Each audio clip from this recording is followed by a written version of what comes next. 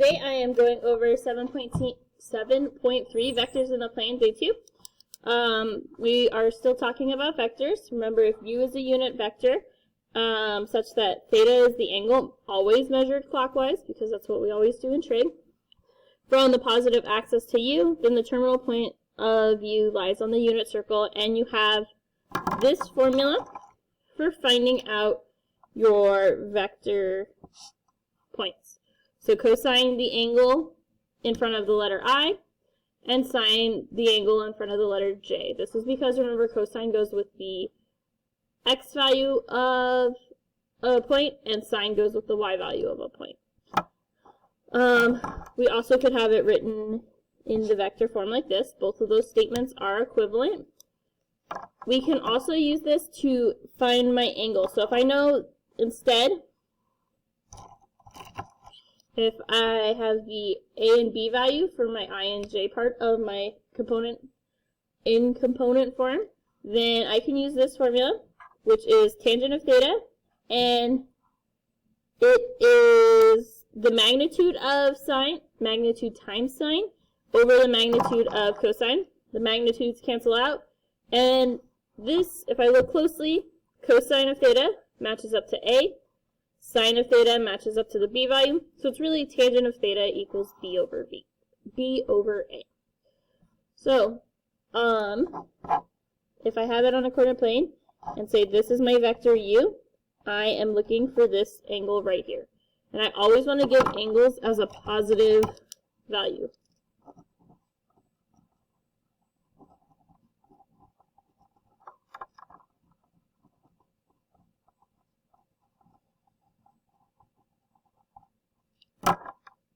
Okay, so number 1 wants me to find the direction angle of each vector.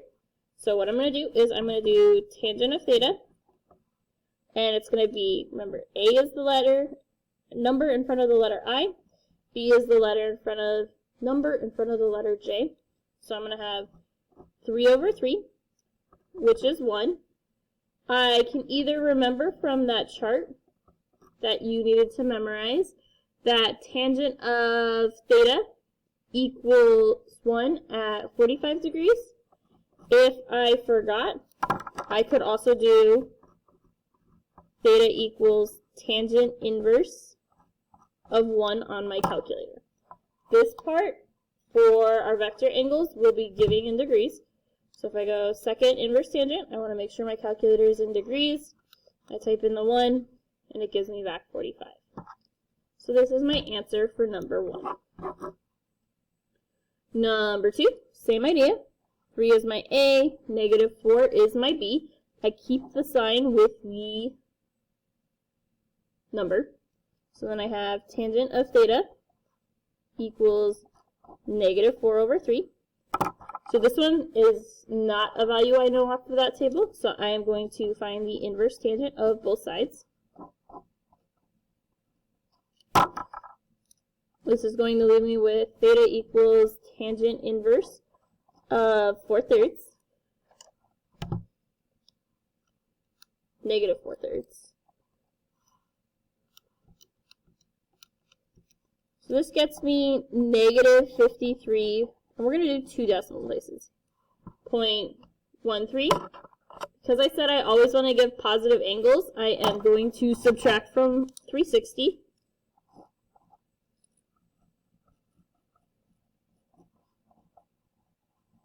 And this is to get my coterminal angle.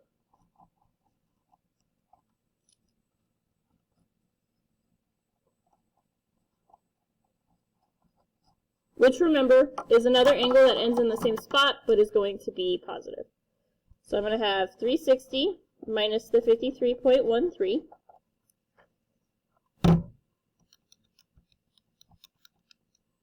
Which gets me 306.87 degrees. So that tells me how this vector is looking. So over here, this vector is kind of going like that from the origin. Okay, so what I'd like you guys to do is pause the video, work on 3 and 4 for a few minutes, and then compare with the people sitting around you, and then play the video, and I will work through it, and then continue the notes. So, On number 3, same idea. My a is negative 6, my b is positive 6. So I have tangent of theta equals 6 over negative 6. This simplifies to negative 1. Tangent of negative 1. I'm going to do this one on the calculator. So I'm going to have theta equals tangent inverse of negative 1.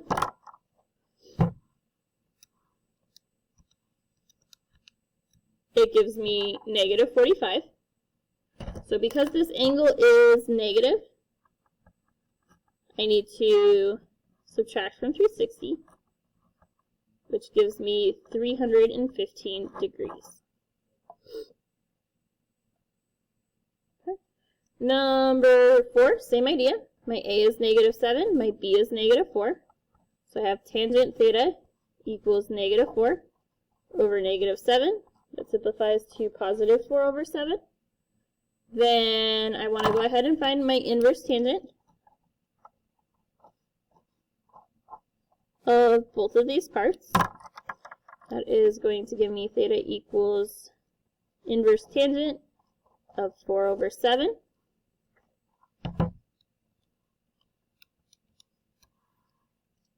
Which gives me 29.74 degrees. And this is just telling me which direction my vector is pointing in.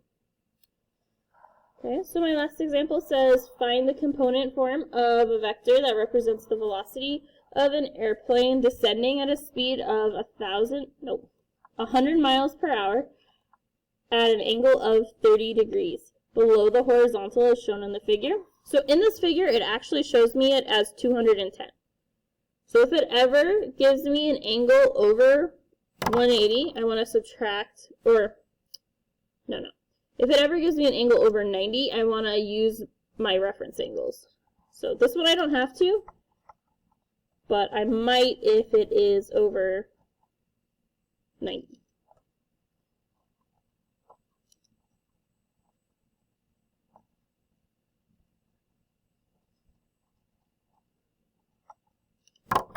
Okay, so what I want to do here is, this one is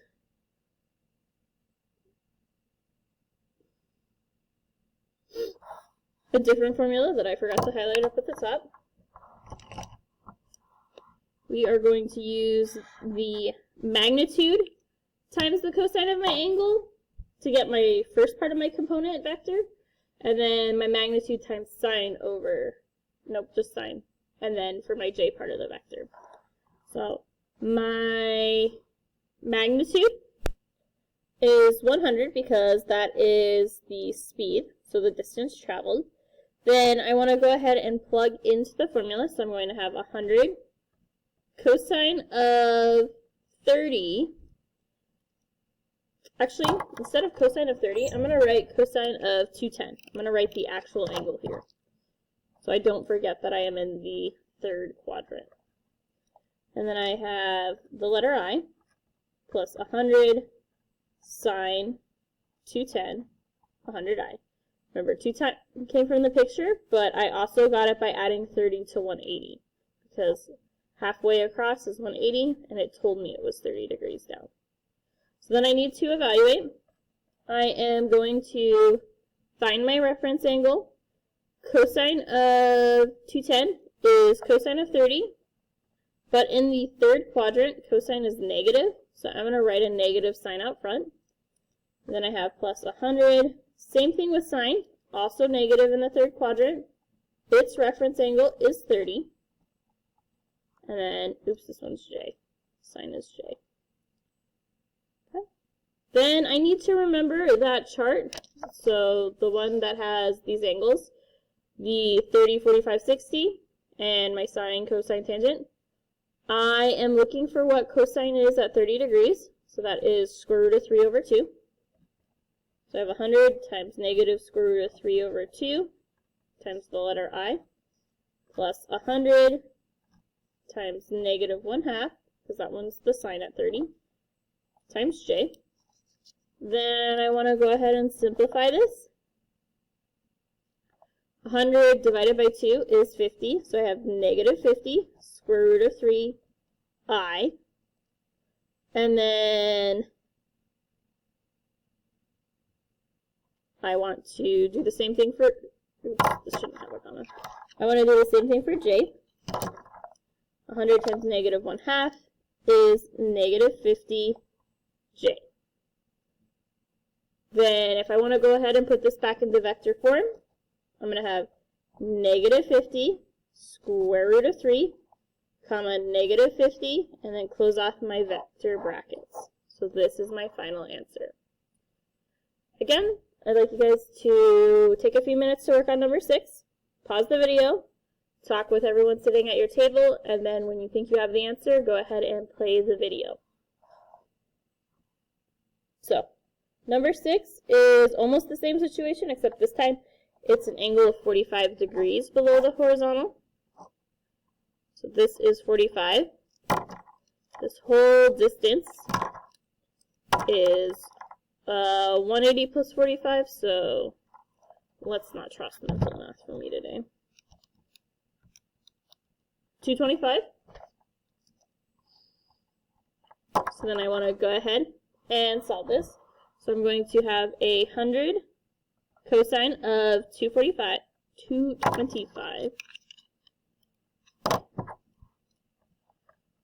I plus 100 sine 225j. So then thinking back to this chart, oh no, before this chart, I need to get my reference angles, which is going to be negative cosine 45, because I'm in the third quadrant. Cosine is negative here. Remember, all students take calculus. The letters show where it's positive, so only tangent is positive in the third quadrant, so the other two are negative here. Then plus 100 times negative sine 45 for my reference angle times j. I forgot my I there. Then I need to evaluate these from this chart. Remember, cosine of 45 is square root of 2 over 2, and sine of 45 is also square root of 2 over 2. Oops.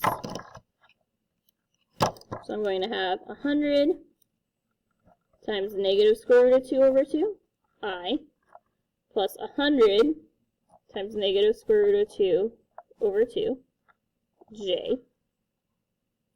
I just want to simplify. 100 divided by 2 is 50. Put that negative out front, and that's square root at the end. So it gives me negative 50 square root of 2i. Same thing over here, negative 50 square root of 2, oops, yeah, and then times j. Then I want to go ahead and just write this as a vector. So I have negative 50 square root of 2, comma, negative 50 square root of 2. And that is my final answer here.